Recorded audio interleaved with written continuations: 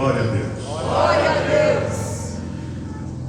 Prepare-se para que nós possamos dar início à ministração. Apanhe a sua Bíblia. Abra comigo, por favor, a palavra de Deus. Evangelho segundo João, capítulo de número 13. Evangelho segundo João, capítulo de número 13. Enquanto você abre a Bíblia, preciso fazer a você esse convite. No dia 11 de setembro, teremos o aniversário da base missionária em Inoã, e nós já estamos mobilizados para essa data. Estaremos lá com toda a igreja, haverão barraquinhas, haverão torneio de futebol, haverá torneio de futebol, festival de pipas. Estaremos lá com a participação da companhia de teatro Jeová Nissi, e eu creio que você não vai deixar passar essa oportunidade de confraternizar conosco. Como os irmãos sabem, nós não fazemos a cobrança de ingresso, não cobramos também o lanche, a refeição. Nós entendemos que a congregação dos santos é uma extraordinária oportunidade de comunhão, e lá você compreenderá como poderá ajudar a base missionária, seja através do embaixador do rei, seja através da oferta do sábado. E eu preciso que você carinhosamente reserve na sua agenda essa data, viu? Coloque na sua agenda 11 de setembro. Também quero lembrar que no próximo sábado estaremos aqui com a imersão jovem, certo, Juninho? Glória a Deus. Tem quantos jovens? 76. Então vem 100. 120. Então estaremos aqui com a imersão jovem no sábado, de 8 da manhã às 5 da tarde. E você não pode perder essa oportunidade. Atenção, jovem, se você ainda não se inscreveu, procure ali pelos nossos líderes de juventude, no estande da juventude. Glória a Deus, ao estande lá. Vai ser uma bênção. O Ministério de Homens estará na cozinha, viu, Alan? Você, Alan? Na cozinha sábado, viu? É você, Ele não entendeu não, Raquel? Não entendeu não, é com ele mesmo. Sábado a gente está na cozinha, viu? Está escalado. Glória a Deus. Brian, atenção, Brian. Está vindo? Sábado está disponível? Diz que sim. Isso aí, equipe da cozinha, viu? Vamos lá, vamos trabalhar. Deus seja louvado. Abra comigo a sua Bíblia, no Evangelho segundo João, no capítulo de número 13. Vamos ler a partir do primeiro versículo. Você encontrou? Diga amém. A Dani também fez uma observação: inscrições abertas para a Escola Ministerial de Avivamento e Missões Urbanas. Se você está em plena comunhão com o corpo de Cristo, se você tem o seu coração ardendo por missões, por favor, entre em contato com as secretárias da Amor, a Daniele e a Pâmela. A Pâmela, por falar nisso, é esposa do Marcelo. Só para não ficar dúvida, viu?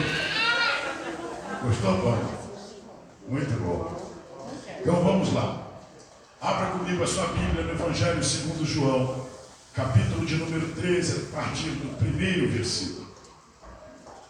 O texto diz assim: Ora, antes da festa da Páscoa, sabendo Jesus que já era chegada a sua hora de passar deste mundo para o Pai, como havia amado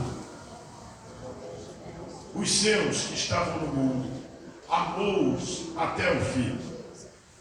E acabada a ceia, tendo já o diabo posto no coração de Judas Iscariotes, filho de Simão, que o traísse, Jesus, sabendo que o Pai tinha depositado nas suas mãos todas as coisas, e que havia saído de Deus e que ia para Deus, levantou-se da ceia, tirou as vestes e, tomando uma toalha, cingiu-se. Depois, pôs água numa bacia e começou a lavar os pés aos discípulos e a enxugar-lhes com a toalha com que estava cingido. Aproximou-se, pois, de Simão Pedro, que lhe disse: Senhor, tu lava-me o pé a mim? Respondeu Jesus e disse: o que eu faço, não o sabes tu agora, mas tu o saberás depois. Disse-lhe, pois, Pedro: nunca me lavarás os pés? Respondeu-lhe Jesus: se eu não te lavar, não tens parte comigo. Disse-lhe Simão Pedro: Senhor, não só os meus pés, mas também as mãos e a cabeça. Disse-lhe Jesus: aquele que está lavado não necessita de lavar senão os pés, pois no mais todo está limpo. Ora, vós estáis limpos, mas não todos. Porque bem sabia ele quem o havia de trair. Por isso disse: nem todos estáis limpos. Depois que lhes lavou os pés e tomou as suas vestes e assentou-se outra vez à mesa, disse-lhes: entendeis o que vos tenho feito? Vós me chamais mestre e Senhor, e dizeis bem, porque eu sou. Ora, se eu, Senhor e mestre, vos lavei os pés, vós deveis lavar os pés uns dos outros. Porque eu vos dei o exemplo, para que, como eu vos fiz, façais vós também. Na verdade vos digo, que não é o servo maior do que o seu senhor, nem o enviado maior do que aquele que o enviou. Se sabeis estas coisas, bem-aventurados sois se as fizerdes. Não falo de todos vós. Eu pensei os que tenho escolhido, mas para que se cumpra a Escritura: o que come o pão comigo, levantou contra mim o seu calcanhar. Desde agora, vou-lo digo antes que aconteça, para que quando acontecer, acrediteis que eu sou. Na verdade, vos digo que se alguém receber o que eu enviar, me recebe a mim.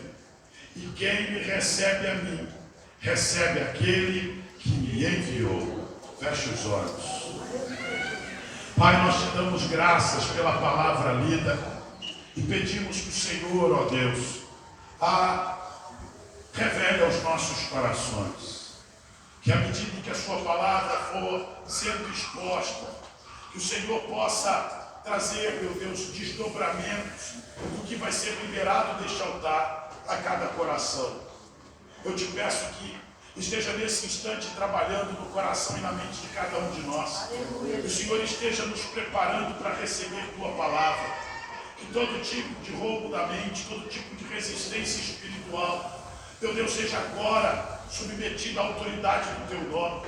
Que o Senhor esteja, Pai, nos despertando para a tua palavra. Que toda a atenção seja canalizada em ti. Que o Senhor neutralize toda a dificuldade de concentração, toda a dispersão da mente. Que todo evento exterior a esse ambiente seja, meu Deus, governado e controlado pelo Senhor, como o Senhor faz no interior da nave deste templo e em nós. Que o Senhor jogue por terra toda preocupação, inquietação e ansiedade, para que possamos receber de bom grado a tua palavra. Assim oramos, no nome santo de Jesus. Diga amém. Amém. Se assente, por favor. Glórias a Deus. Glórias a Deus. Os irmãos que estiveram aqui ao longo da última semana perceberam que na quinta-feira o Senhor ministrou algo no meu coração Senhor falou no meu coração a respeito de pés. Quem lembra disso?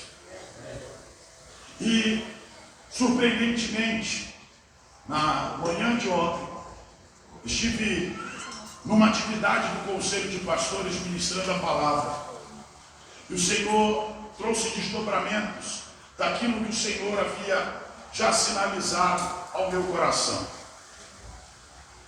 E eu gostaria de compartilhar com você nessa noite, com a consciência de que aquilo que Deus está nos últimos dias ministrando a essa igreja, sem sombra de dúvidas, é um norteamento espiritual capaz de nos estabelecer em uma posição de autoridade que nos permitirá representar o reino de Deus com excelência.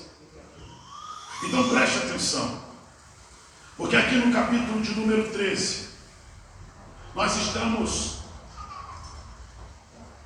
diante de um texto que narra um episódio ocorrido na última semana do Senhor Jesus sobre a terra antes de ser crucificado. E nos preparativos para a crucificação, o Senhor Jesus teve a oportunidade de se reunir com os seus discípulos em um lugar que foi devidamente selecionado para a celebração da Santa Ceia. Como vocês sabem, o texto nos mostra que Jesus reuniu-se com os seus discípulos. E ali, ele junto deles, participa de uma ceia, onde eles, de acordo com o costume da Páscoa, se alimentam com pães asmos, se alimentam da carne de um cordeiro. E logo depois disso, a Bíblia nos mostra um panorama onde nós vemos que o Senhor Jesus, já consciente da sua hora, inicia um plano de últimas instruções e começa a dar aos discípulos consecutivos ensinamentos, que são os ensinamentos que habitualmente norteiam a nossa confissão de fé no Senhor. Veja o que a Bíblia nos descreve, nos mostra que o Senhor sabia que ia passar deste mundo para o Pai. O texto nos mostra que Ele havia amado os seus e que estava disposto a amá-los até o fim. E eu quero que você entenda que o alvo do amor do Senhor, do ponto de vista contextual, aponta inicialmente para a figura dos 12 discípulos, dos outros 70, daqueles que haviam crido no seu evangelho, que haviam sido batizados por eles. Amém? Mas também se estende profeticamente a mim e a você, porque igualmente temos nos empenhado, nos dedicado ao serviço do Senhor por meio da nossa fé depositada nele e a convicção de que a sua palavra é um instrumento de Deus para a nossa salvação. E eu acredito que da mesma maneira que Jesus andou com os seus discípulos, ele caminha conosco e entre nós. E ali, ele decidiu amar os seus até o fim. E a Bíblia nos mostra que quando a ceia se encerrou, o Senhor Jesus já sabia que o diabo havia posto no coração de Judas Iscariotes, filho de Simão, que o traísse. Então, o nosso mestre, o nosso Senhor, já havia compreendido, discernido o mundo espiritual e já enxergava em Judas Iscariotes essa predisposição. E isso porque, preste atenção, o diabo colocou no coração de Judas que o traísse. O Senhor então percepção de que no mundo espiritual todas as coisas já lhe haviam sido confiadas pelo Pai. E ele sente o peso da responsabilidade que está sobre seus ombros. Porque eu e você sabemos que ao sair desta ceia, o Senhor se dirige ao Getsemane, onde Judas Iscariotes conduz uma comitiva para consolidar a sua traição, para consumar a traição. E essa comitiva vai levar o Senhor preso como se fosse um salteador.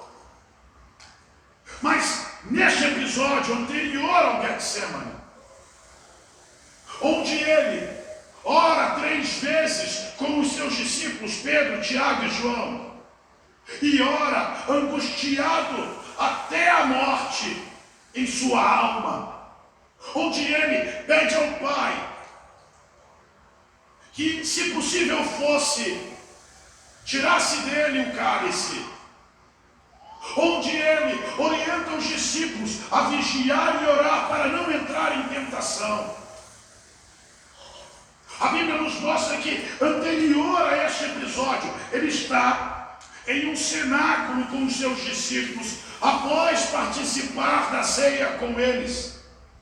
Sentindo todas essas coisas, ele está cercado dos 12 e ele está entendendo o que está acontecendo. Ele está enxergando o Satanás plantando coisas no coração de Judas. Ele está percebendo que o Pai está lhe confiando toda a responsabilidade, toda a autoridade e poder, está dando a ele todas as coisas diante daquele quadro. Então, em meio às batalhas na carne, em meio às batalhas na mente, em meio ao cumprimento profético das Escrituras, ele toma a decisão de se levantar da ceia. E a Bíblia conta que ele sai de entre os discípulos e retira as suas vestes. Ele remove as suas roupas. E a Bíblia conta que o mestre se cinge em uma toalha. Ele apanha uma bacia e enche a bacia com água. E eu preciso que você se atente a isso, porque o costume do lava-pés era uma prática comum, tanto na religião judaica, quanto na rotina social dos judeus. A questão é que esse costume, no aspecto religioso, tinha como objetivo a purificação do pecado. E no ambiente social, sem desqualificar as razões espirituais e religiosas, era também ministrada o lava-pés, como sendo uma forma de reconhecimento por parte do anfitrião para com os seus convidados. E diante desse cenário, o que nós enxergamos? É que a purificação dos pés era ministrada pelo menor da casa, normalmente criados, servos ou escravos. E o Senhor Jesus, diante da possibilidade de, pela última vez, encontrar com seus discípulos, toma a decisão de se comportar como o menor entre eles. Aleluia, glória a Deus. E quando ele volta ao recinto, cingido como uma toalha, os discípulos já compreendem que ele adotou a postura de um servo. Quando o enxergam carregando a bacia, ele já está servindo. Aleluia. Quando ele se posiciona diante de Pedro, Simão Pedro, e abaixa diante do seu discípulo. E o texto conta que ele se posicionou para lavar os pés. e enxugar-lhes com a toalha. A Bíblia mostra que ele chega até Pedro. E quando Pedro vai ser submetido a essa experiência, ele interrompe a liturgia. E diz para o Senhor, como nós vemos no verso 6: Senhor, tu lavas-me os pés a mim.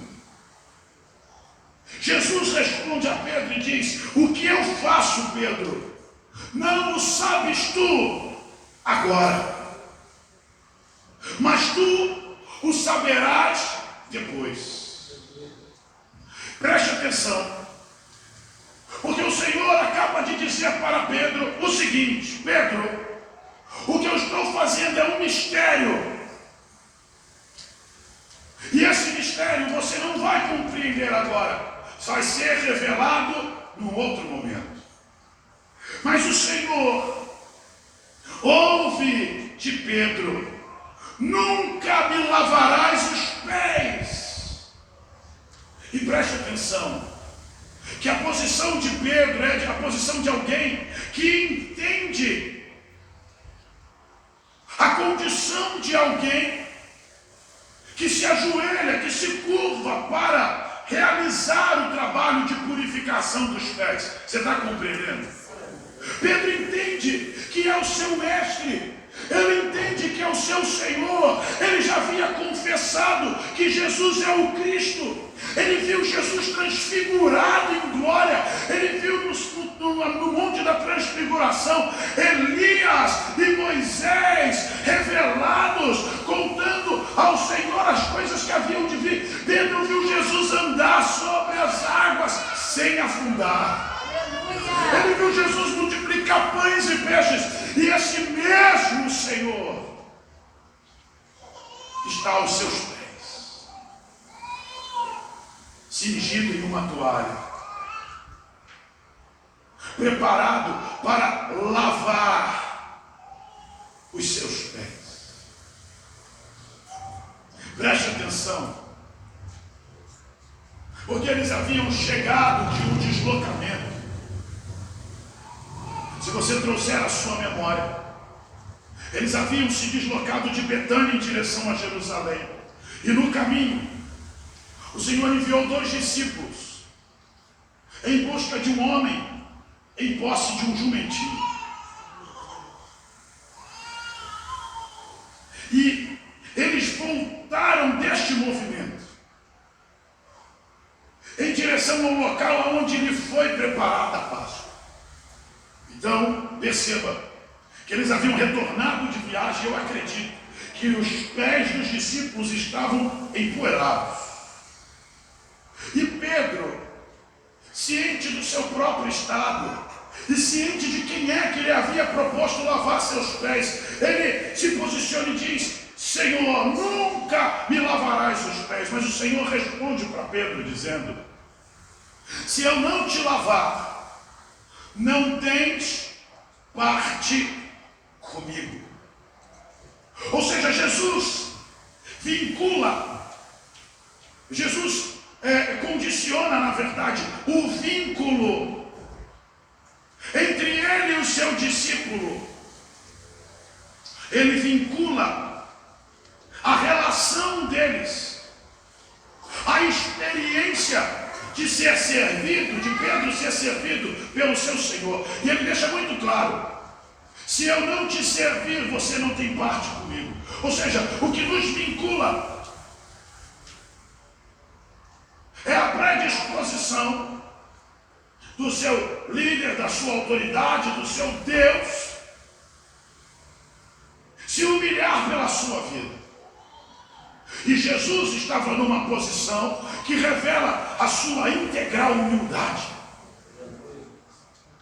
E o texto vai revelar para nós aqui que Pedro, ciente de que a possibilidade dele não permitir que Jesus lavasse os seus pés resultasse em um vínculo, em um elo, a aliança entre eles dois ser quebrada, Pedro imediatamente reage. Leia aí, por favor, João 13, verso de número 9. Disse-lhe Simão: Senhor, não só os pés, mas também as mãos e a cabeça. Aleluia.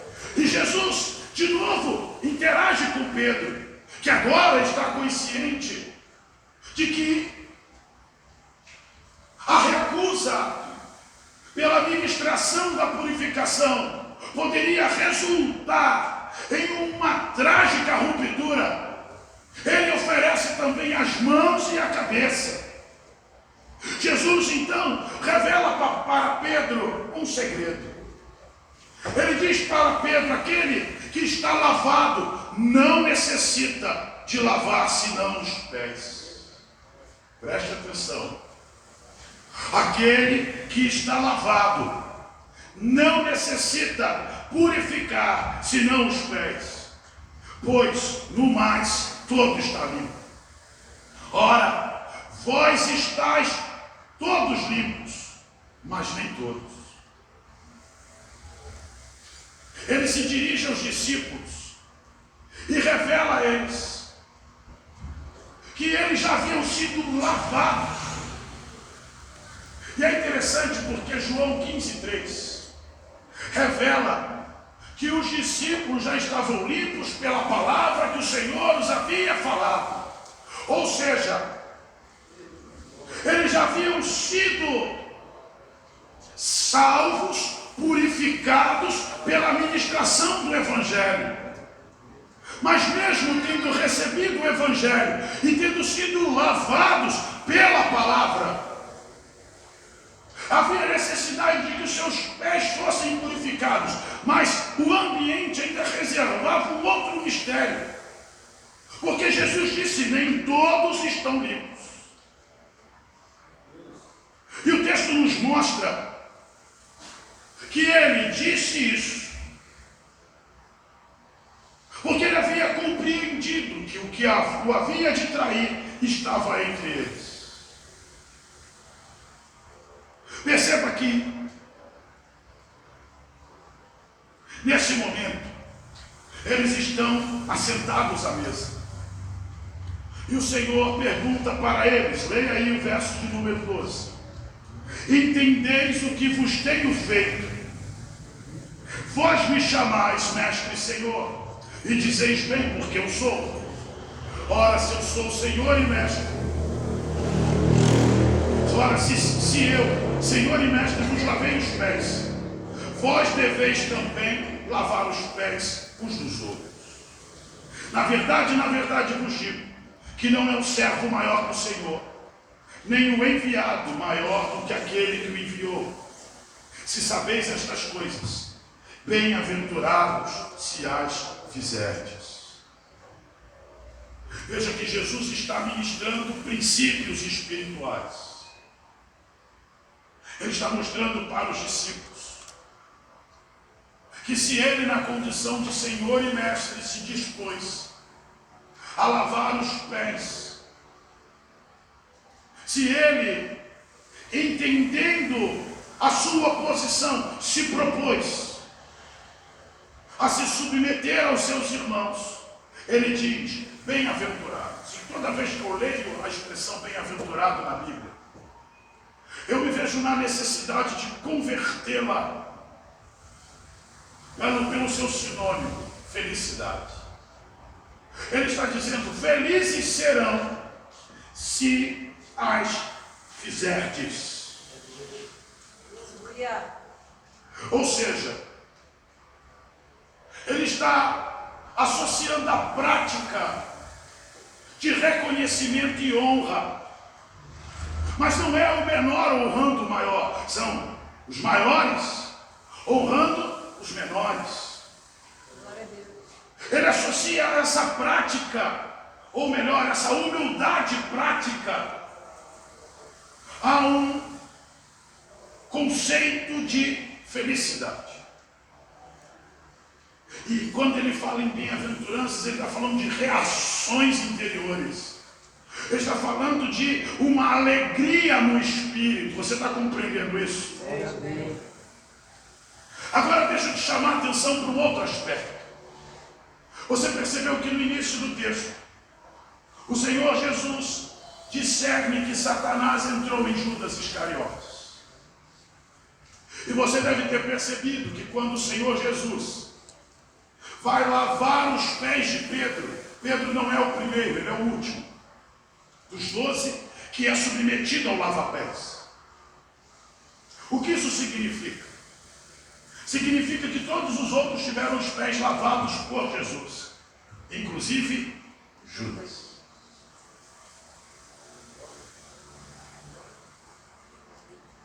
E isso é uma coisa que me chama muito a atenção, porque o diabo havia entrado nele.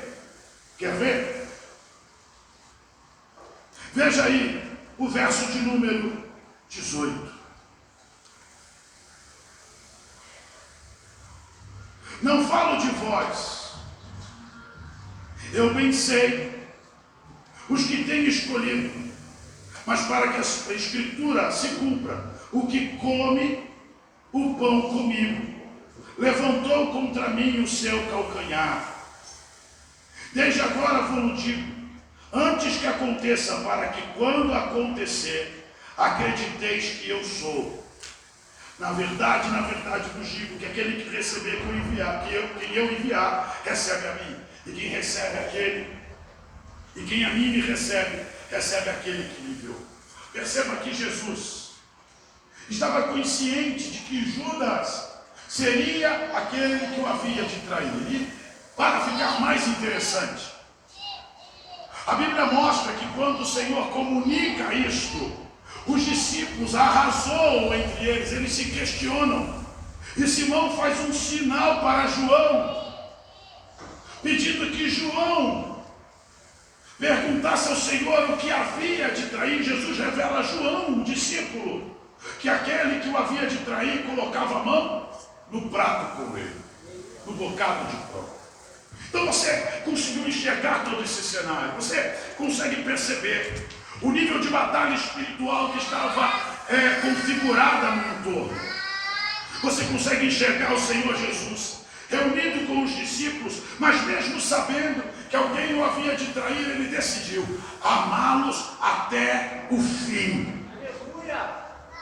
O detalhe é que quando Jesus tira as suas vestes e a cinge com uma toalha, ele despiu o seu próprio corpo. E com o corpo que foi crucificado, ele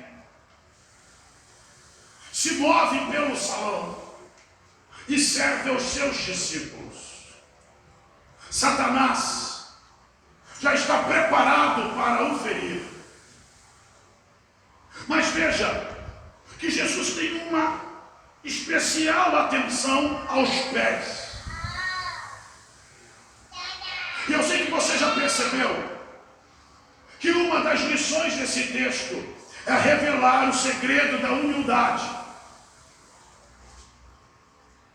Que o Senhor Jesus está estabelecendo na prática conceitos que ele já havia ministrado aos discípulos. Por exemplo, no sermão, nos sermões em que ele havia orientado os seus, de que no reino dos céus não é como no mundo, porque no mundo o menor serve ao maior, mas entre nós os maiores servem os menores. Sei que você compreendeu tudo isso, mas eu continuo inclinado a chamar a sua atenção para um detalhe. Jesus lavou os pés dos discípulos. E aqui eu preciso te fazer refletir a respeito de Romanos, capítulo de número 10, a partir do verso 13, onde o apóstolo Paulo ministra na carta aos Romanos o seguinte trecho. Ele diz que todo aquele que invocar o nome do Senhor será salvo. Mas como ouvirão se não há quem pregue? Como pregarão se não forem enviados? Veja que Paulo condiciona a salvação à manifestação de homens que aceitem o envio. Você percebeu que Jesus disse aos discípulos, ao final desse trecho, que aquele que recebe, quem ele enviou, a ele recebe. E quem recebe o seu enviado, recebe também o Pai. Veja que Jesus estava preparando os discípulos para o que nós chamamos de missão, para a tarefa de testemunho do Evangelho do Reino de Deus, pelas partes onde nós conhecemos pela história que eles estiveram e comunicaram o Evangelho. Jesus está neste momento preparando os seus pés. No mesmo texto de Romanos, capítulo 10, é ensinado quão formosos os pés dos que anunciam coisas boas. Mas ele na sequência diz, mas nem todos obedecem o Evangelho. Então veja que a obediência ao Evangelho embeleza, dá forma, graça aos pés dos que são enviados. Então veja que os pés, ou a beleza dos pés, está condicionada a este fato, a obediência ao Evangelho. Diga para o seu irmão, fomos chamados para obedecer o Evangelho. Diga para ele, quem obedece o Evangelho tem pés formosos. Você percebeu isso? Mas para que o Evangelho seja compreendido, para que os nossos pés sejam embelezados por meio do Evangelho, nós precisamos trazer à nossa memória as verdades reveladas nas Escrituras Sagradas. E o importante conceito está na queda do homem, ainda no livro de Gênesis. Porque quando o homem declina da sua condição espiritual, o homem manifesta a maldade por meio de seu livre-arbítrio. Então preste atenção, porque você lembra que o homem foi criado à imagem e semelhança de Deus. E a Bíblia nos mostra que o homem foi criado por Deus em uma estatura espiritual diferente da estatura espiritual em que nós somos gerados. Porque todos nascemos com uma natureza pecaminosa. Amém, irmãos? E essa natureza pecaminosa é resultado das consequências do pecado do Éden. Paulo explica em Romanos 5,12 que pela transgressão de um homem o pecado entrou no mundo. E porque o pecado entrou no mundo, todos pecaram. E esse pecado, esse delito registrado na nossa natureza humana, foi o responsável por nos levar a um estado de maldição e morte. Porque quando Deus criou o homem, Deus, de acordo com a Bíblia, fez o homem a partir do pó da terra. Deus apanhou o pó e fez o boneco. E depois ele soprou o homem no boneco. E o homem se tornou uma alma vivente. O homem foi produzido por Deus, amém?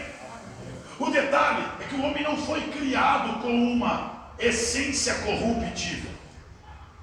O homem foi criado por Deus com uma essência incorruptível. O homem era inteiramente santo. O homem era plenamente cheio com a presença de Deus. No homem não havia maldade. O homem era um ser simples, ingênuo. Mas a Bíblia também mostra que o nosso Deus estabeleceu no Éden uma Torá, deu instruções. Entre elas, a de que de todas as árvores do jardim o homem poderia comer, exceto a árvore do conhecimento e do mal. E essa árvore, especificamente, continha o segredo da justiça de Deus. Porque por intermédio dessa árvore, Deus revela para o homem que o homem até então praticava a vontade de Deus sem ser manipulado por Deus. Repita comigo, Deus não manipulava o homem. E para provar para o homem que ele não era um ser manipulado, Deus deu a árvore no jardim, deixando muito claro para o homem de que ele poderia a qualquer momento transgredir. Mas Deus revela para o homem que a transgressão traria consigo uma consequência. O dia em que ele tocasse o começo no fruto, certamente ele morreria. E como você sabe, Satanás incorpora na serpente. E através da serpente ele convence a mulher a transgredir contra Deus. E a transgressão da mulher contra Deus é o precedente para que Adão também transgredisse contra Deus. E você sabe que eles transgrediram em cadeia. Satanás tenta Eva, Eva é um instrumento de tentação para Adão, e todos cometem pecado. Então quem caiu não foi a mulher, foi a humanidade. E como a humanidade caiu, Deus visita o homem no Éden como fazia todos os dias na viração do dia. E nessa visitação, a Bíblia nos mostra que Deus descobre o pecado de Adão. Porque Adão não comparece à sua presença. Deus sabe que Adão está escondido, mas lhe pergunta: Adão, onde estás? E Adão já está caído. Ele já compreende que está nu. Ele já consegue entender a sua própria maldade. E o detalhe é que ele foi criado sem o conhecimento do mal. Então, se o mal foi descoberto, é porque a consciência dele o acusou. E se a consciência o acusou, é porque ele quebrou o princípio. E Deus, ao questionar Adão: onde estás? Ouve de Adão que ele está atrás da árvore, que ele está nu. E Deus pergunta: quem foi que te mostrou que estavas nu? E ele diz: foi a mulher que o Senhor me deu. E a mulher revela que foi a serpente. Enfim, Deus identifica que ninguém está disposto a se arrepender, a confessar o seu erro, a assumir as responsabilidades pelos seus atos. Então Deus entra numa outra fase, onde ele libera sentenças disciplinares. E a sentença da serpente é rastejar sobre o ventre, é se alimentar do pó da terra. A da mulher é que o seu desejo seja para o seu marido, que ela tenha filhos com dores de parto. A sentença do homem é que ele coma através do suor do seu rosto, que a terra lhe produza espinho e cardos, e que o homem volte ao pó. Então nós retornamos ao começo da história, porque Deus criou o homem a partir do pó. E do pó, Deus formou um corpo incorruptível, um corpo celeste, amém? Um corpo que permitiu o homem interagir, não apenas com o que havia na terra, mas um corpo que permitiu o homem interagir com o céu, amém, irmãos? Um corpo capaz de fazer com que o homem, em conexão com o céu, repita comigo: o céu e a terra, em conexão, através do homem, pudesse fazer com que o homem interagisse com Deus. E o que aconteceu com o homem? Ele pecou. E quando ele pecou, a Bíblia mostra que o homem foi destituído da glória de Deus. Céu e terra foram desconectados. O céu se tornou o terceiro céu, e a terra o primeiro céu. Há um vácuo entre o primeiro e o terceiro céu, porque o homem foi desabilitado no seu corpo. Repita comigo: o homem foi desabilitado no seu corpo. O detalhe é que quando o homem cai, ocorre um efeito de decadência. A primeira coisa que acontece, o homem enxerga a sua nudez. E por que o homem se tornou nu? Porque a palavra de Deus foi tirada de dentro dele. Apóstolo, me explica isso, eu vou te explicar. Quando o homem foi criado, Deus deu ao homem instruções. O homem disse: o dia em que comer do fruto, certamente morrerás. Porque Eva comeu o fruto? Porque ela duvidou de Deus. Porque ela duvidou de Deus? Porque ela ouviu Satanás. E para ela transgredir contra Deus, o que ela tem que fazer? Ela precisa abrir mão do que Deus lhe falou. E esse é um dos detalhes. A palavra de Deus foi introduzida no homem no dia em que ele foi criado. E quando ele pecou contra Deus, a palavra de Deus foi tirada de dentro dele. E eu já te contei aqui que eu acredito que o homem brilhava. E por que o homem brilhava? Porque a presença de Deus produzia isso. Apóstolo, me dá provas disso. Moisés entrou na eternidade. Quando ele se dirigia à tenda da congregação no deserto, a Bíblia conta que a presença de Deus descia. E eu acredito que a tenda da congregação deixava de ser uma tenda comum e se tornava um portal para a eternidade. Aleluia! Glória a Deus! Porque Deus desceu na terra e ele não desce sozinho, ele desce com seu reino. Meu Deus, aleluia! E toda vez que Moisés olhava para Deus, olhava para a glória de Deus na tenda, ele saía com seu rosto resplandecente, chegando ao ponto dele colocar um véu para cobrir o seu rosto. Aleluia, meu Senhor. Jesus, quando se transfigura no Monte da Transfiguração, ele revela o brilho da glória celeste nele. Meu Deus. E a Bíblia diz que as suas vestes resplandeciam. Mas preste atenção, o texto também diz que o seu rosto resplandecia. O apóstolo João tem a visão de Cristo na glória. Logo no capítulo 1 de Apocalipse, ele faz esse registro. E ele descreve que o cabelo do mestre é branco como a neve. Os seus olhos são como chama de fogo.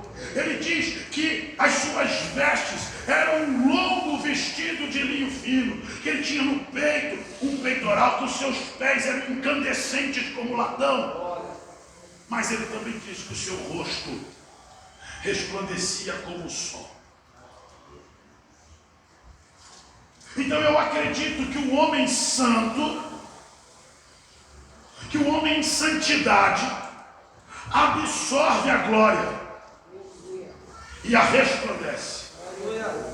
E eu acredito que quando Adão descobriu que estava nu, porque essa é uma das linhas de pensamento rabínicas, ele descobre que estava nu porque apagou. Descobre que estava nu porque o seu pecado compromete o seu esplendor. Eu creio que o homem brilhava porque Satanás era um querubim ungido que andava no meio das pedras afogueadas, que ministrava no Monte Santo de Deus.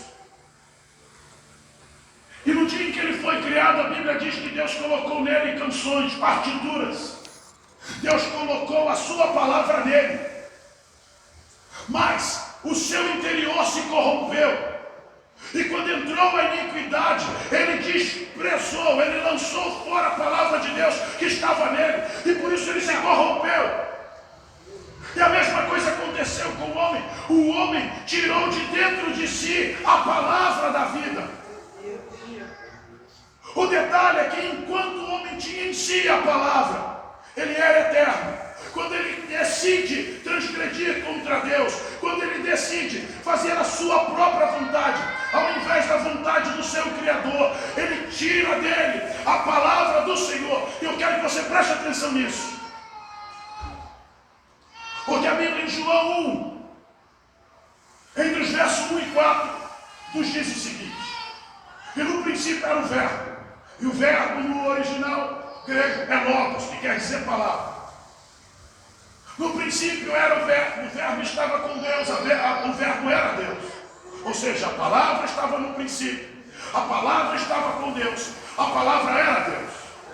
O verso 2 diz, ele, ou seja, a palavra, estava no princípio com Deus. Verso 3, sem ele, ou seja, a palavra, nada do que foi feito se fez. Verso 4, nele, ou seja, na palavra, estava a vida, e a vida era a luz dos homens. Preste atenção, a palavra contém a vida. Que vida é esta? A vida eterna, a vida da qual o próprio Deus testemunhou em 1 João 5,10, onde Deus diz, através de João, para nós, que aquele que tem, que o testemunho de Deus é este, que aquele que tem o Filho tem a vida. Quem não tem o Filho não tem a vida. É o mesmo testemunho dado por João Batista, em João 3,35, onde ele diz que aquele que tem, 3,36, aquele que tem o Filho de Deus tem a vida. Aquele que não tem o Filho, sobre ele permanece a ira de Deus. Ou seja, Adão tinha vida, Adão tinha o Filho nele, e a vida, o Filho de Deus, o Verbo, a palavra de Deus era a luz nele. Mas o pecado tirou a vida dele. O pecado tirou a luz dele. Você está compreendendo isso? Com isso, Adão não apenas morreu, ou seja, a morte não é simplesmente apagar, porque Adão morreu, mas continuou andando, continuou falando, continuou se movendo. E por quê? Porque Deus não falava de morte física, falava de morte espiritual. Então, quando ele morre, o que ele perde? Ele perde a vida eterna. E quem é a vida eterna? Cristo. Em Isaías 9,6, a Bíblia nos diz que ele é maravilhoso, conselheiro, Deus forte, Pai da eternidade, príncipe da paz. Ele é a fonte de vida. Aleluia! E era a vida que estava em Adão. E foi a vida que Adão perdeu, porque ele substituiu a eternidade pelo prazer passageiro. Ele substituiu a vida eterna pela vida terrena. Ele amou mais a si mesmo do que o seu Criador. Apóstolo, o que faz o homem pecar? O que faz o homem pecar é a paixão que o homem tem por si mesmo. Ele ama mais a si mesmo do que a Deus. Se você tem dúvida disso, abra aí sua Bíblia, no Evangelho de João, capítulo 3. Evangelho de João, capítulo 3, verso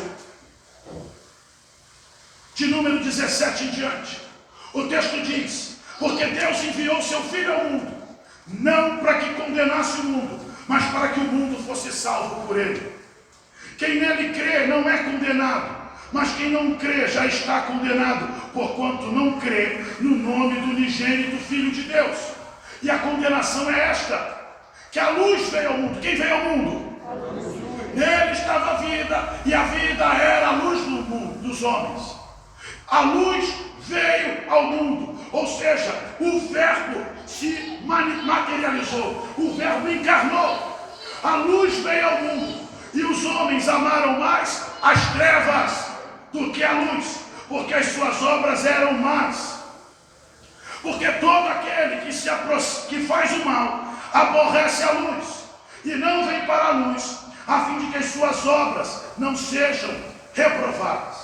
Mas aquele que pratica a verdade vem para a luz, a fim de que as suas obras sejam manifestas, porque são feitas em Deus. Porque que todos os dias, na viração do dia, Adão vinha ao encontro de Deus quando a presença de Deus entrava no Éden. Adão vinha porque as suas obras eram praticadas na luz. Mas quando ele conheceu o mal, ele amou mais as trevas do que a luz. E a Bíblia diz que o homem amou mais as trevas do que a luz, porque as obras das trevas são más. Que maldade é essa? Que malignidade é essa? A malignidade está vinculada à satisfação humana, ao desejo da carne. Quando Adão pecou no Éden, Deus disse para Adão: Adão, maldita é a terra por tua causa. O lugar santo e imaculado em que Deus colocou o homem foi contaminado pelo delito do homem. A terra conheceu o pecado por causa do homem. Preste atenção, porque a terra se tornou maldita, mas o homem era parte dela, da onde ele foi criado, do pó da terra. E porque o homem contaminou a terra, Deus disse: você vai voltar ao pó. O corpo celeste que Deus deu ao homem se tornou um corpo terrestre. A vida eterna que Deus deu ao homem se tornou uma vida temporal. Você está acompanhando aí? Muito bem. E agora o homem caído se tornou ração do diabo. Porque quando Deus vai dar sentença ao homem, como eu disse aqui, Deus disse para Adão: tu és pó e ao pó você vai tornar. Mas Deus havia dito ao diabo, a serpente virou símbolo de maldição, amém, irmãos? E o pó se tornou símbolo de pecado. Então Deus disse à serpente que ela rastejaria sobre o ventre. E Deus disse para a serpente que ela se alimentaria do quê? Do pó da terra. E ao que o Deus sentenciou o homem voltar? O homem volta ao pó e a serpente se alimenta do pó. Deus revela um segredo. O diabo se alimenta do pecado humano. E é por isso que em Apocalipse 12, quando é registrada a batalha entre Miguel e os anjos, Miguel é o arcanjo de Deus, e Satanás, a Bíblia mostra que Satanás é descrito como o grande dragão, a antiga serpente. E o que fez a antiga serpente evoluir para um dragão? Repita comigo: a ração. Você já percebeu que quando o animal é bem alimentado, quando ele come a ração certa, o que acontece? Ele cresce. E é isso que o diabo está fazendo no mundo. Está se alimentando, se fortalecendo através do quê? Do pecado dos homens, da iniquidade. Porque desde que Adão pecou, o governo que Deus deu ao homem passou ao inimigo. João, no capítulo 5, verso 19 da primeira carta, diz que: filhinhos, sois de Deus, mas o mundo jaz no maligno. A sociedade que eu e você conhecemos, esse mundo sistêmico que nós conhecemos, vive fora do domínio, do governo e da autoridade de Deus. Vive como se Deus não existisse. Os homens pecam de maneira natural, comum. Eles já não sofrem pelos seus delitos. Homossexualismo, violência de todo tipo, violência doméstica, assaltos, roubo, homicídios. Os homens são corruptos, fraudulentos. E tudo isso revela só uma coisa: os homens amaram mais as trevas do que a luz. Eles decidiram amar mais a si mesmos. Paulo diz isso na carta aos Romanos, no capítulo 1. Ele diz que a criatura que o homem amou, mais a criatura do que o Criador. O homem amou mais a si mesmo.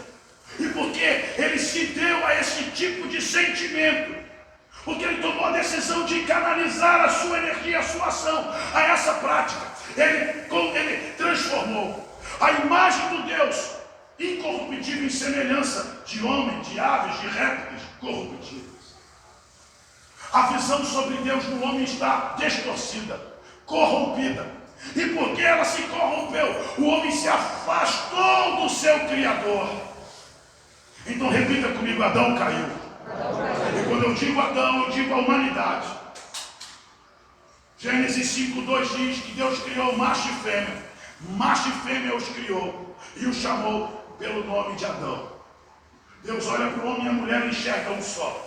Deus criou o homem e a mulher a partir da mesma matéria, amém? A partir do pó da terra. A mulher foi criada do homem, por isso a mulher é chamada corpo do homem, porque ela é uma extensão do homem. Então veja que quando Adão caiu, quem caiu? Repita comigo, caiu. Caiu. A primeira família. A primeira família. Diga, caiu. Caiu. A primeira igreja. A primeira igreja. Preste atenção nisso. Porque no momento em que ocorre essa falência, ocorreu essa queda, o que fica registrado? Fica registrado que o diabo entrou em batalha contra o homem e venceu o homem. E por ele haver vencido o homem, a terra que Deus deu à humanidade foi conquistada por Satanás. Por isso o mundo está no maligno. Você está compreendendo isso? O governo que Deus deu ao homem foi tirado do homem. A autoridade que Deus deu ao homem foi tirada do homem. E o homem, por causa do pecado, se tornou servo do pecado. Romanos 6,15 diz que aquele a quem nós nos submetemos para servir, desses nós somos servos. Se você obedece o pecado, você é escravo do pecado. Mas o texto na sequência diz que aquele que decide se submeter à justiça se torna servo da obediência. Então veja que o homem escolheu servir ao pecado e se tornou escravo do pecado. 1 João 3,8 diz que aquele que comete pecado é do diabo. Mas o texto também diz que para isso se manifestou o Filho de Deus, para desfazer as obras do diabo. Então veja que o primeiro Adão entrou debaixo do jugo do pecado, se tornou escravo, passou da vida para a morte e entrou em trevas. Você está compreendendo isso? O homem apagou completamente. Mas Deus promete a Adão e a Eva, na sentença dada a Eva, que ele produziria na semente da mulher, na semente da humanidade, que pisaria a cabeça da serpente, e esta lhe feriria o calcanhar. Essa promessa registrada em Gênesis 3,15 nos mostra o momento em que Deus entra no conflito e mostra para Satanás que ele venceu o homem, mas Deus não se contentaria com a derrota humana. Satanás subjugou a terra, mas Deus não se contentaria com a usurpação da terra. Quem está compreendendo isso? Satanás conseguiu amaldiçoar a terra, conseguiu amaldiçoar a porção da terra que é o homem. Mas Deus, no seu infinito amor, prometeu nos resgatar de volta. Prometeu enviar um representante da humanidade que teria autoridade para libertar a humanidade das garras do diabo. O que estava oculto na história, que o representante da humanidade que libertaria a humanidade seria o próprio Deus encarnado. Por isso o escritor aos Hebreus fala em figuras e alegorias, sombras, porque veio Moisés, e quando Moisés nasceu, eu acredito que o inferno entrou em polvorosa. Por quê? Porque o inferno não sabia como Deus realizaria isso. Quem está compreendendo? O inferno não sabia. O inferno não compreendia a maneira pela qual Deus libertaria a humanidade. Eu acredito que quando Isaac nasceu, o inferno ficou em tremor. Quando Deus disse para Abraão: Abraão, entrega o seu filho, seu único filho Isaac, eu imagino que as trevas tremeram, porque eles provavelmente imaginaram que no Monte Moriá se cumpriria nos dias de Abraão aquilo. Mas Abraão viu o sacrifício de Jesus pela fé ali. Então você está percebendo que Deus tinha um plano para o nosso resgate, e que o plano envolvia que a semente da mulher fosse esse instrumento. Veja só, Deus diz em Gênesis 3,15: porém inimizade entre ti, a serpente, e a mulher, e entre a tua semente e a sua semente. Esta te ferirá a cabeça, e tu lhe ferirás o calcanhar. Eu gosto dessa expressão, a tua semente e a sua semente, porque desde que o homem caiu, ele perdeu a imagem e semelhança de Deus, e o homem passou a ter identificação com Satanás. Em 1 João capítulo 3, você vai ler lá, que a Bíblia revela que há filhos de Deus e filhos do diabo. Abra aí a sua Bíblia, 1 João 3. Primeira carta de João, primeira epístola de João, capítulo 3.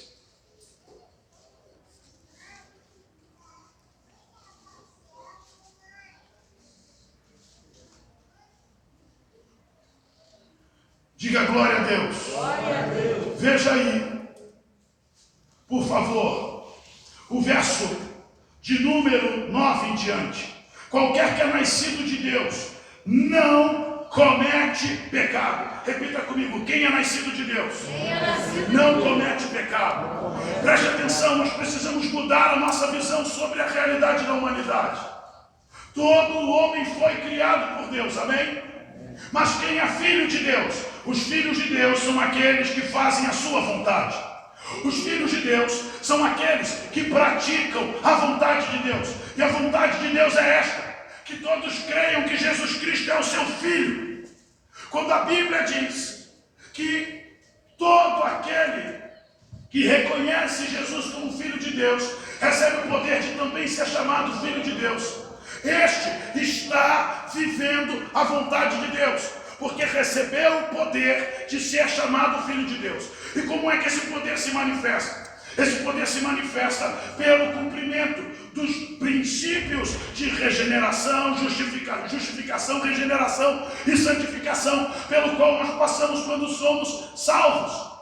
João 1,13 diz que nós não nascemos da vontade da carne, nem da vontade do sangue, nem da vontade do homem. Nós nascemos da vontade de Deus. Aleluia! Quando é que o homem nasce da vontade de Deus? Quando decide realizar a vontade de Deus. E a vontade de Deus é essa: receber Jesus. Então você está percebendo que aqui o texto está nos revelando que aquele que é nascido de Deus não comete pecado. Por quê? Veja a parte B. Porque a sua semente permanece nele e não pode pecar, porque é nascido de Deus. Que semente é essa? A semente é a palavra de Deus. A semente é a palavra que foi plantada em nós. É quando a palavra é reintroduzida. Você já percebeu que para plantar a semente você precisa afincar na terra? Quem já percebeu isso? Diga: a terra sou eu. A terra sou eu. Deus introduziu a palavra de Deus Aleluia! em nós. E porque a palavra foi introduzida, nós temos vida e luz. Aleluia! Sem a palavra, sem vida. Sem a palavra, sem luz. Sem a palavra, estamos em trevas. Sem a palavra, estamos apagados. Você está compreendendo isso? Então você está vendo aí que nisto é manifesto os filhos de Deus e os filhos do diabo. Verso 10. Qualquer que não pratica a justiça, não pratica o que é reto, o que é direito, e não ama seu irmão, não é de Deus. Porque esta é a mensagem que ouvimos dele desde o princípio, que nos amemos uns aos outros. Não como Caim, que era do maligno e matou seu irmão. E por que causa matou? Porque as suas obras eram más, e a do seu irmão justas. Meus irmãos, não vos maravilheis se o mundo vos aborrece. Nós sabemos que passamos da morte para a vida, porque amamos os irmãos. Quem não ama seu irmão, permanece na morte. Veja que Jesus revelou a nós esse amor. Um amor que dá a vida pelo próximo. Um amor que dá a vida pelo irmão. Um amor que ama a justiça. Um amor que ama o que é direito. E veja que a Bíblia nos mostra a diferença entre os filhos de Deus e os filhos do diabo. Os filhos do diabo são aqueles que não fazem a vontade de Deus. E durante muito tempo, nós de uma maneira muito carinhosa, interagimos com o mundo e carinhosamente dissemos para eles: olha, todos foram criados por Deus, mas filhos de Deus são só aqueles que fazem a vontade de Deus. Mas nós nos poupamos e poupamos o mundo de escutar que aquele que não faz a vontade de Deus também tem pai. E o pai é o diabo. E o diabo é o pai da mentira. E o homem lá fora vive mentiras, vive uma vida de ilusões, uma fantasia. Nasce, cresce, reproduz, morre, praticando toda sorte de pecado e iniquidade, ignorando que existe um Criador, ignorando que vive em trevas, ignorando que está em morte espiritual. E é sobre isso que Jesus está falando. E é isso que Jesus está fazendo com os discípulos em João capítulo 13. Ele já limpou os seus discípulos com a palavra que ele pregou.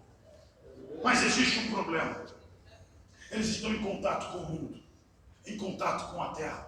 E você deve ter lembrado aí no seu lugar, que quando Jesus dá instrução aos outros 70 em Lucas 10, ele diz que eles deveriam ir pelas aldeias e cidades.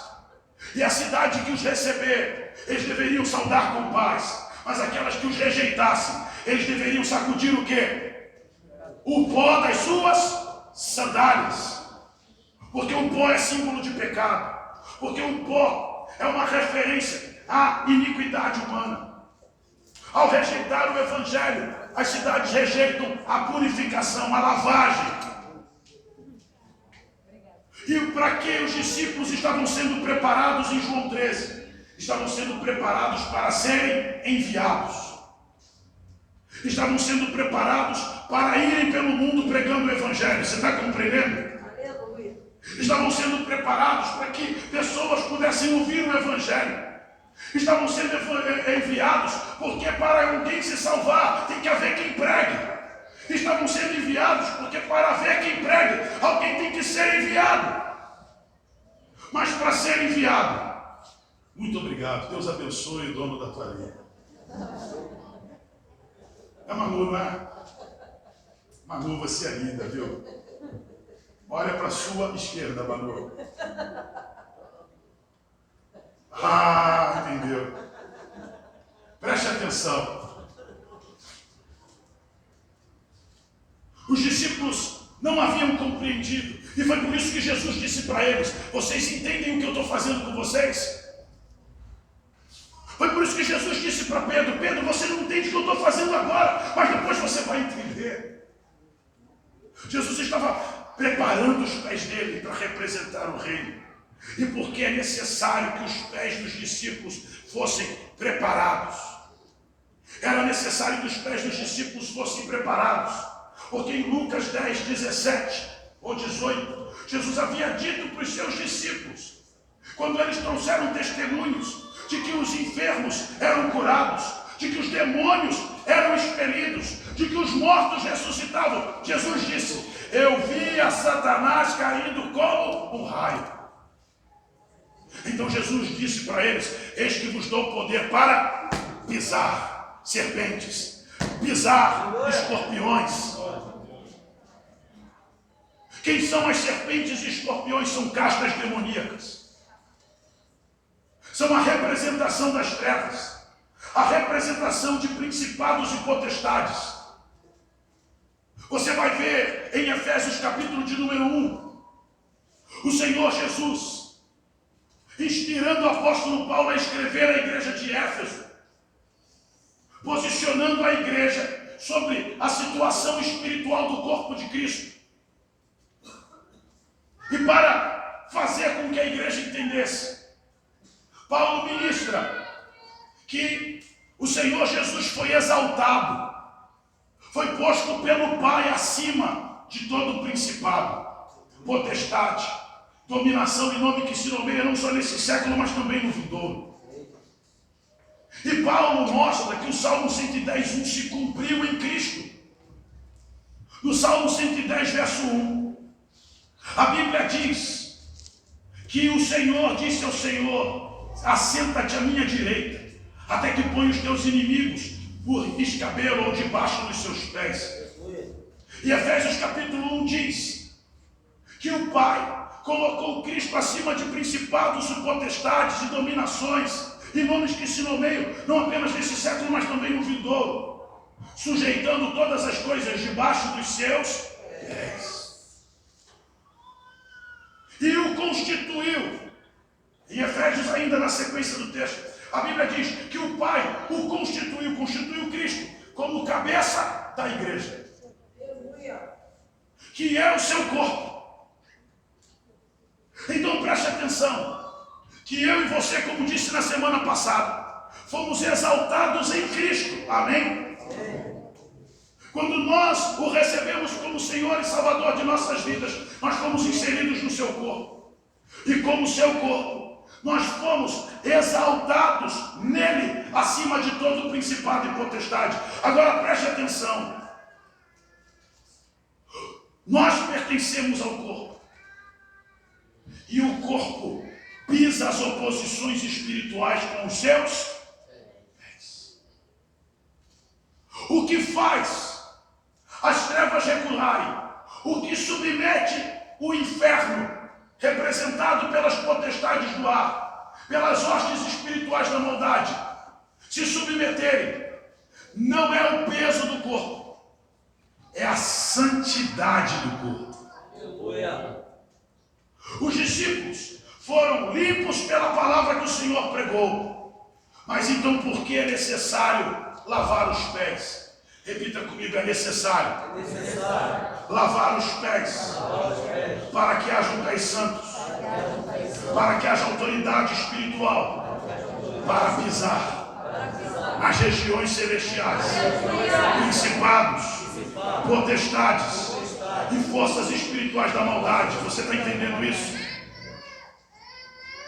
O Jesus lava os pés dos apóstolos, para que eles não tivessem apenas salvação, mas também autoridade. Diga para o seu irmão, eu e você precisamos ser limpos pela palavra e precisamos ter pés purificados para alcançar a autoridade. Hoje a diaconisa Débora aqui ministrou com excelência sobre fé. E você percebeu que ela fez menção a um episódio em que os discípulos não conseguiram expulsar demônios. E como ela disse aqui muito bem, eles não tinham a fé como um grão de mostarda. Mas preste atenção, na sequência do texto, o Senhor Jesus revela que a fé deles não é apenas pequena, mas que faltava a eles um outro nível de santificação. Jesus disse que aquela casta de demônio não sai senão por jejum e oração. E jejum e oração são instrumentos de santificação. Nenhum dos discípulos de Jesus jejuava. Nenhum deles jejuava. Jejuavam os discípulos de João Batista, mas os discípulos de Jesus não jejuavam. E por que não jejuavam? Porque o noivo estava com eles. Mas Jesus disse que um dia o noivo seria tirado, e então eles jejuariam. Eu quero que você entenda que nós somos a geração que espera pelo regresso do noivo. Nós recebemos dele a outorga de autoridade, recebemos dele o poder do Espírito Santo, mas existe um detalhe: nossos pés precisam ser pés limpos. Diga para o seu irmão, Jesus deseja hoje lavar os teus pés. Abra sua Bíblia em Romanos capítulo 3. Já estamos encerrando. Romanos capítulo 3.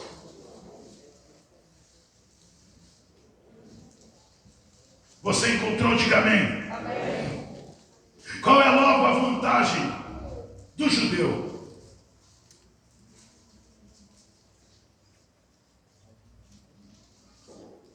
Aliás, Efésios 3. Efésios 3. Por esta causa eu, Paulo, sou prisioneiro de Jesus Cristo, por vós gentios. Quem são os gentios?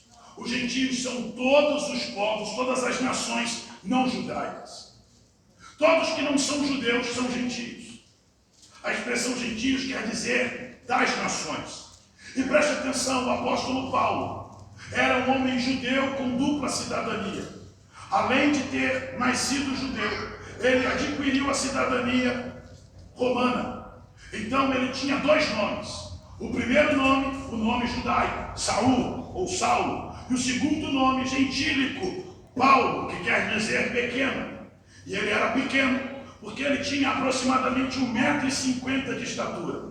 Ou seja, quando ele foi buscar a cidadania romana, o responsável pelo registro da identidade de Paulo olhou para a altura dele e falou: você não pode ter um nome senão Paulo, porque ele era baixinho.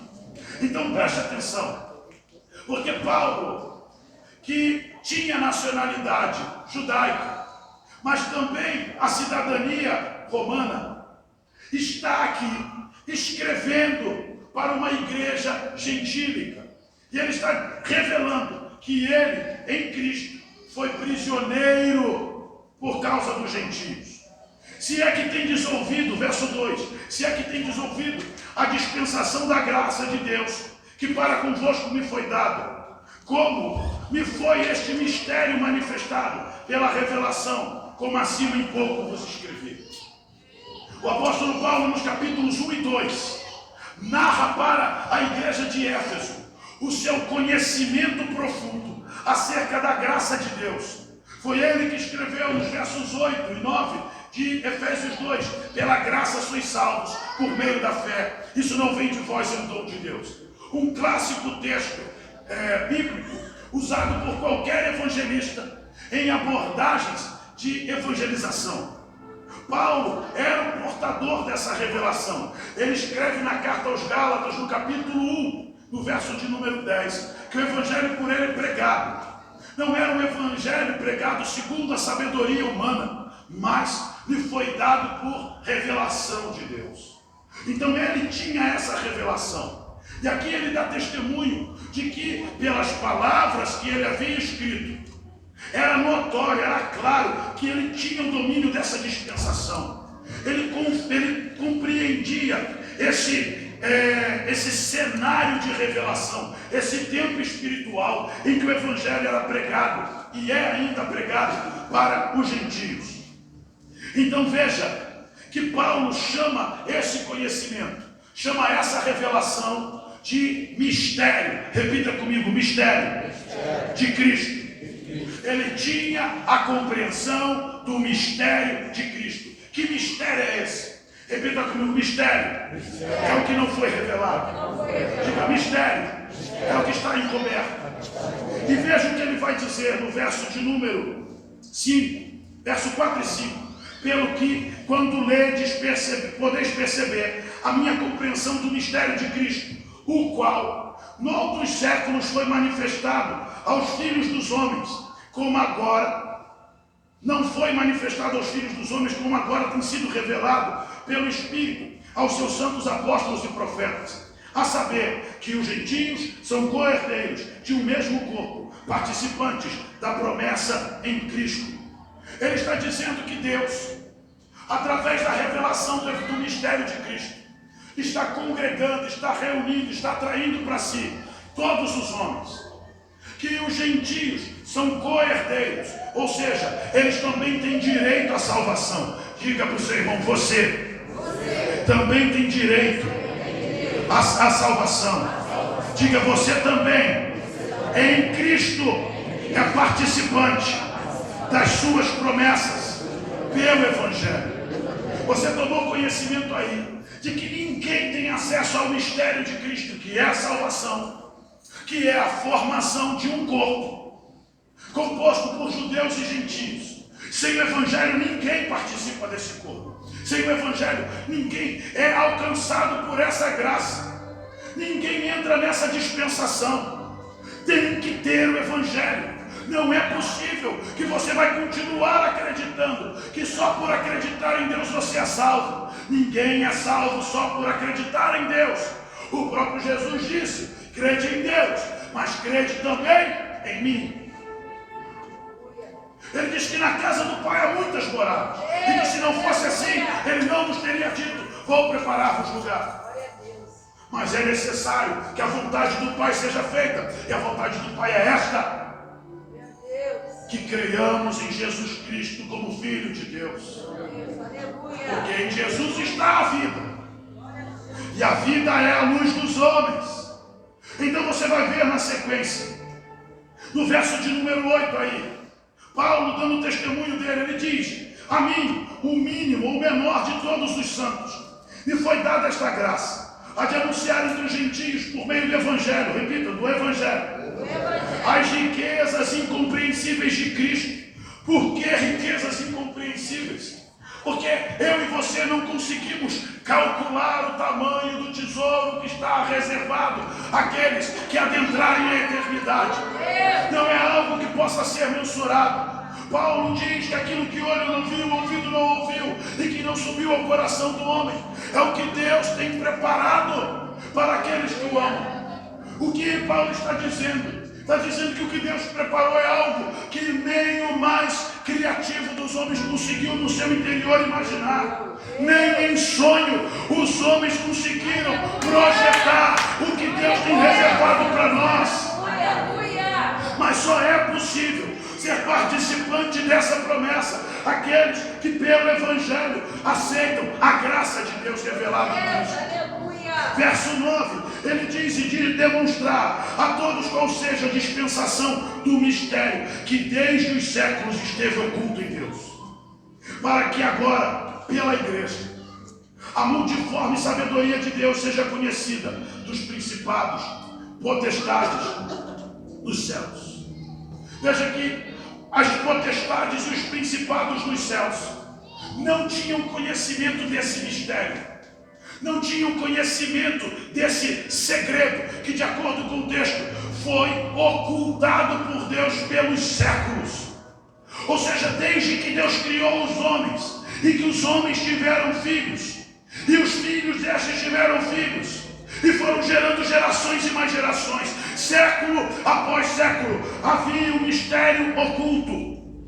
E o mistério oculto, a multiforme sabedoria de Deus, é revelada no corpo de Cristo, revelada na igreja. Eu não sei se você está conseguindo perceber, mas Deus, desde o princípio, projetou retomar para si o governo de todas as coisas, por intermédio de um homem. E o homem projetado era o próprio Deus encarnado. E preste atenção, esse homem tem um corpo.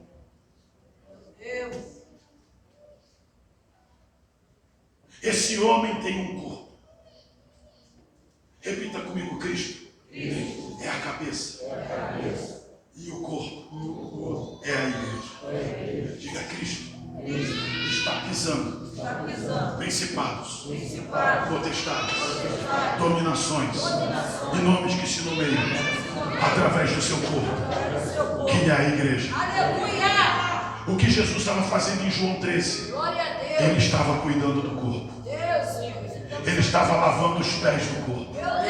Ele estava preparando os pés do corpo para uma grande missão. Ele estava preparando, estava santificando, purificando os pés para pisar. Para pisar. Não é à toa que José, cognominado Barnabé, e os crentes da igreja primitiva traziam ofertas e depositavam aonde? Aos pés dos apóstolos. Porque eles reconheciam a autoridade do corpo através dos pés que foram tocados por Deus. Preste atenção. Deus deseja dar a nós aqui pés formosos. Jesus hoje deseja limpar os nossos pés. Diga para o seu irmão: Senhor, Tem te lavado pela palavra. Diga, mas hoje Ele quer lavar os teus pés. Ele quer te dar autoridade espiritual, autoridade para pregar, autoridade para pisar demônios. Você está compreendendo isso? O lava-pés não é apenas uma despedida. O lava-pés é uma habilitação. Jesus deseja te habilitar aqui hoje. Porque se os seus pés forem formosos, muitos serão salvos. Porque todo nome que invocar o nome do Senhor será salvo. Como, pois, ouvirão se não há quem pregue? Como pregarão se não forem enviados? Como está escrito: com formosos os pés dos que anunciam coisas boas. Glória a Deus. Mas nem todos obedecem o Evangelho. Mas a fé vem pelo ouvir. E ouvir a palavra de Deus. Porque toda vez que alguém ouve o Evangelho, é lavado pela palavra. Toda vez que alguém tem os pés purificados, esse alguém é enviado. E eu quero que você entenda que Deus deseja te levar para um outro nível. Diga para o seu irmão, é tempo de um outro nível. Talvez você diga: pastor, apóstolo, eu fui inserido no corpo. O que me falta agora? Te falta virar pé. Alexandre, como é que você chama o irmão que não quer deixar Jesus lavar os pés dele? Você pensa nisso, Alexandre? Daqui a pouco Alexandre tem uma resposta para nós. Mas muitos estão resistindo ao chamado. Porque toda vez que você diz para Jesus: eu não quero que lave os meus pés, Jesus vai te responder o que respondeu para Pedro: então você não tem parte comigo. Porque lavar pés não tem a ver com sentar à mesa. Lavar pés tem a ver com ser enviado. Eu vou repetir: lavar pés não tem a ver com sentar à mesa. Os discípulos já haviam sentado à mesa, já haviam ceado. Jesus já havia observado todo o contexto. Ele já sabia quem estava limpo e sabia quem estava sujo pela palavra. Porque a palavra produz arrependimento e conversão de pecados, mas ela também revela a sujeira daqueles que resistem à obediência. Quem está aí compreendendo? Glória a Deus. Por isso Jesus disse para eles: nem todos estão limpos. E porque Satanás entrou em Judas Iscariotes, porque ele percebeu que ele não estava